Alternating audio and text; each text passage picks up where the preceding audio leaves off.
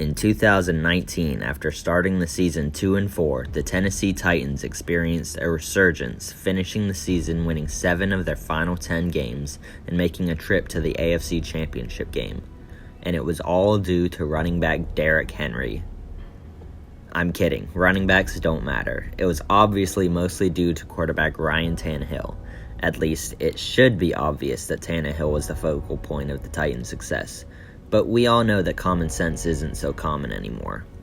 People never pay attention to the Titans. Tannehill has largely been viewed as a marginal quarterback in his career, and Henry put up huge rushing numbers in the 2 postseason wins, so it makes sense why people would immediately point to Henry. I'm here to tell you why those people are wrong.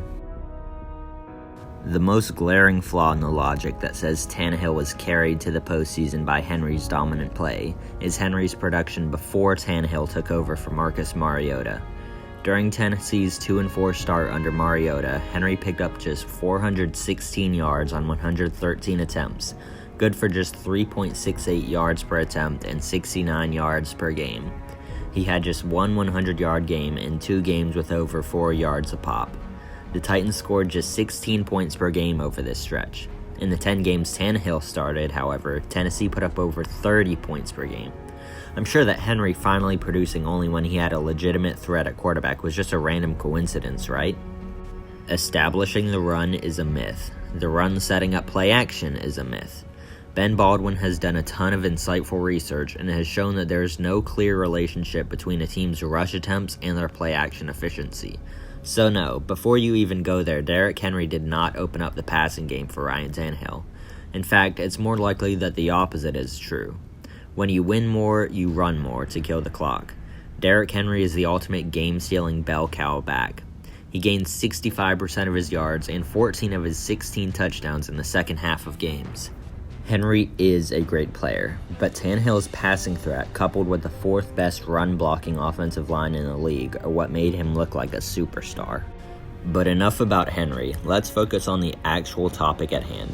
In 10 starts, Ryan Tannehill led the Titans to a 7-3 record while passing for 2,742 yards, 22 touchdowns, and only 6 interceptions. He had a successful season by anyone's standards, even the most casual box score watcher, but it goes so much deeper than that. Tannehill finished 3rd in the league in completion percentage with a mark of 70.3. He was behind only Drew Brees, who is consistently at the top of the leaderboard, and Derek Carr, who finished only a 1/10 of a percentage point above him. Completion percentage is a tricky statistic, however. It always needs to be put into context. Throwing a lot of short passes will inherently make it easier to complete more passes. For example, Sam Bradford's 71.6 completion percentage in 2016 is currently the 4th best mark in league history, but he only averaged 7.0 yards per attempt that season, which was good for only 19th best in the league that season. High completion percentage isn't as impressive when you're not throwing difficult passes down the field. Tannehill's completion percentage was impressive, however, because he also finished on top of the league in yards per attempt with a mark of 9.6.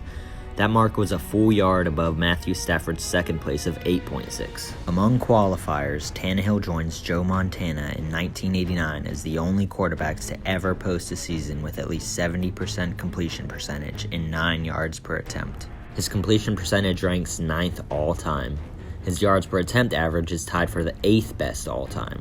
He is one of only 4 post-merger era passers in the top 10, as while back in the day, teams didn't pass as much as they do now, and when they did, it was almost always deep down the field.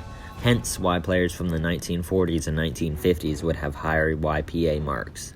Per Next Gen Stats, Tannehill also averaged 9.6 intended air yards per attempt, good for the 3rd highest mark in the league.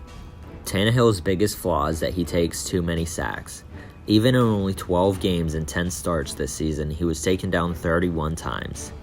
Yet, even using advanced stats that account for sacks, he still came out atop the league.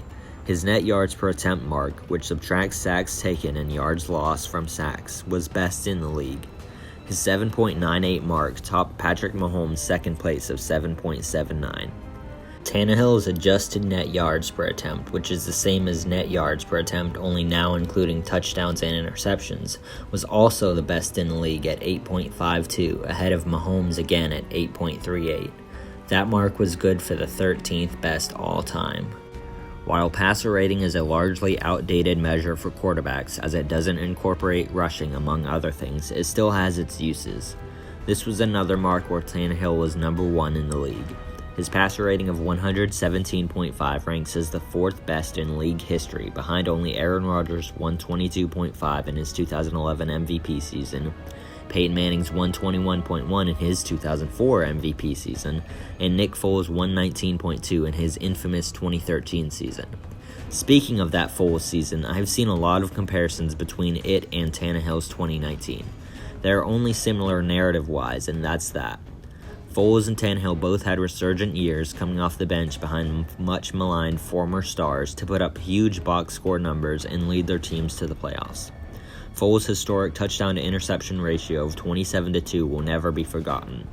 What casual box score watchers will ignore about that season, however, is that while Foles only technically threw 2 interceptions, he did throw a whopping 19 interceptable passes.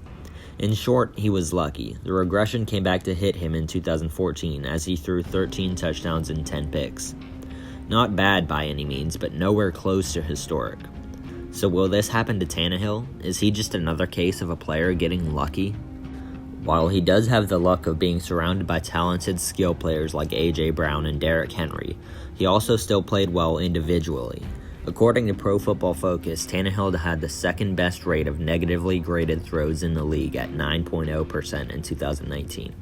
In addition, he also led the league in positively graded throw rate with a percentage of 33.8. This all while being the 6th most aggressive quarterback in the league per next-gen stats. When it comes to turnover-worthy attempts specifically, Tannehill graded out as the 3rd best in the league, behind only Teddy Bridgewater and Dwayne Haskins, who each had at least 80 fewer passes than Tannehill. PFF also had Tannehill as their highest-graded quarterback for the entire 2019 season, just above Drew Brees and Russell Wilson, with a mark of 92.5. Regarding PFF's prominent QB stat, big-time throws, which they define as passes with excellent ball location and timing, generally thrown further down the field and or into tighter windows, Tannehill had the league's 3rd highest percentage. Just look at this absolute dart against the Chargers. He also ranked 1st among quarterbacks in nearly all of PFF's critical passing factors: clean pocket, standard drop back, no play-action passing, all of which are more stable measures of passing, pointing towards continued success. Even if you look at when Tannehill was under pressure, only Brees again graded out better. Tannehill also graded very positively in a number of advanced analytics. His expected points added per play of 0.31 ranked 3rd best in the league, behind only Lamar Jackson and Patrick Mahomes. His success rate of 0.54 was 2nd in the league, just 100th place off of Brees. His completion percentage over expected of 9.0 was 2nd again only to Brees. CPOE is the more definitive, accurate statistic than standard completion percentage because it takes into account difficulty of throw. In short, based on the difficulty of throws Tannehill attempted, the average quarterback would have been expected to complete 61.3% of his passes, but Tannehill completed 70.3% of his, hence the CPOE of 9.0. Essentially, CPOE is a statistic that shows who can complete difficult passes without receivers needing to make plays for them. These statistics are some of the most reliable for quarterbacks, holding up year after year, consistently showing the best passers in the league. For a player to make a huge drop-off, it would take a monumental collapse. Big thanks to Ben Baldwin of The Athletic for tracking these numbers weekly and making them easily digestible. The thing about Tannehill is, while he had never put up a season like this in his previous 6 seasons in Miami, a lot of that has to do with just now finally being surrounded by competent coaching and skill talent. He flashed this talent with the Dolphins from time to time, but he was still too often held back. He graded out as high as PFF's 9th best quarterback in the league in 2013, but 2016 was arguably his greatest year in Miami. Yes, it was also the Dolphins' first trip to the playoffs in 8 years, but outside of QB wins, Tannehill as an individual shined.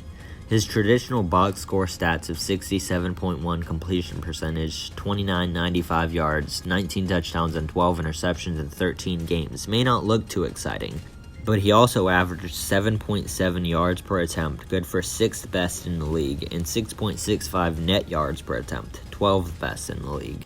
He also had the 5th highest passer rating against the blitz in 2016 with a rating of 105.6 per Pro Football Focus. On the other hand, he also had the 4th highest passer rating on no pressure snaps. He was good no matter the circumstances.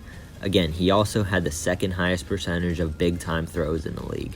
So if Tannehill's traditional stats don't look too outstanding, why do his advanced stats and grades based on film rank among the top of the league? Simple, surrounding talent, whether it be teammates or coaching. As it's still continuing today with the Jets, I think we all know the story on Adam Gase, so I won't go over it. But even as bad as he was, even he was an improvement on Joe Philbin for Tannehill. The one positive Gase did for Tannehill is actually opening up the offense and letting him show off his deep passing from time to time. Yet, that's where his receivers let him down. A wide receiver group of Jarvis Landry, Devontae Parker, and Kenny Stills might sound great in theory, but Dolphins receivers dropped or mishandled 30 balls in 2016. Tannehill lost 364 yards on those targets, including a couple drop touchdowns like this egregious one by Kenny Stills in a 12-10 loss in Seattle. Dolphins receivers also only created 9 receptions for Tannehill in 2016, the 8th lowest mark in the league, meaning that Tannehill had to be on the money if he wanted to complete any balls.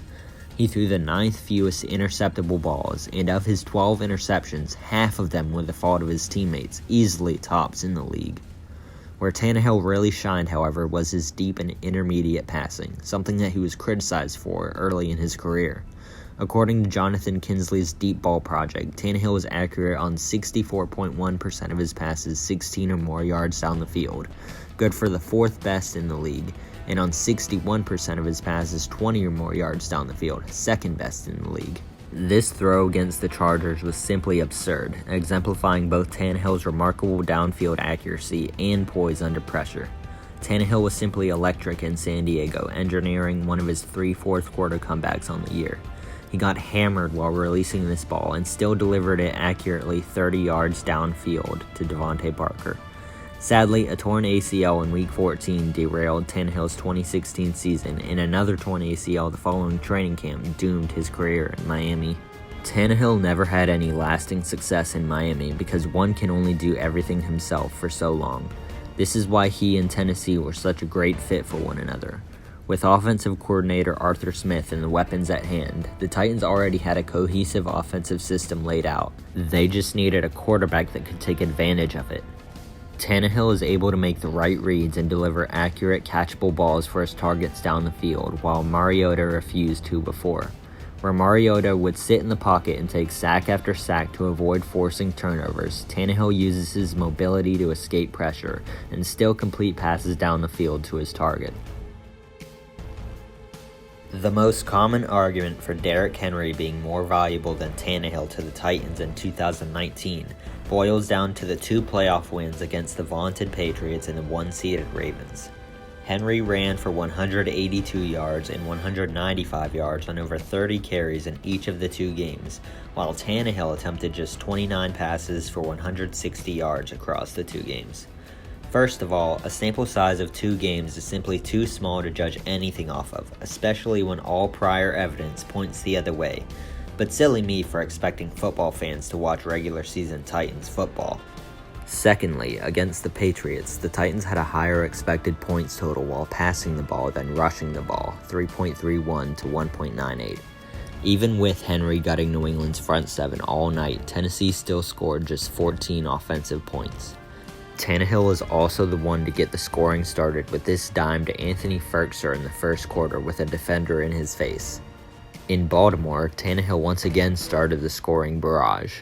He threw a strike to Jonnu Smith in the back of the end zone to where only he could catch it to put the Titans up 7-0. Then, after a turnover on downs on the first play of the second quarter, Tannehill immediately took advantage with this absolute bomb to Khalif Raymond to put the Titans up double digits. From there, it was just a matter of riding Derrick Henry to constantly bleed the clock. Tannehill did his job in quickly building a huge lead, and Henry did his in protecting that lead. It's easier to put up more rushing yards when you enter garbage time earlier in the game. Tannehill didn't put up huge passing stats in these games because he wasn't asked or needed to, not because he couldn't do it. He executed his job flawlessly and later added a rushing touchdown to boot. When any quarterback has a great season seemingly out of nowhere, the natural instinct is to expect a regression. And sure, a slight statistical regression may be in the cards for Tannehill in 2020. Just like Lamar Jackson, he was phenomenal last season. That is hard to back up no matter how great you are. See Patrick Mahomes from 2018 to 2019. However, even if there is a regression, that doesn't mean he still can't be great. Again, see Mahomes last season. Tannehill's 2019 season not only was great by traditional box score standards, but it gets better when you look at more advanced statistics. His season holds up whether you go by the eye test or strict data. Any way you look at it, Tannehill was an elite quarterback in 2019 and the main reason for the Titans' success. Even if he falls off a bit in 2020, it's still very probable that he'll still be a very good quarterback. Deny it all you want, but Ryan Tannehill is here to stay, folks.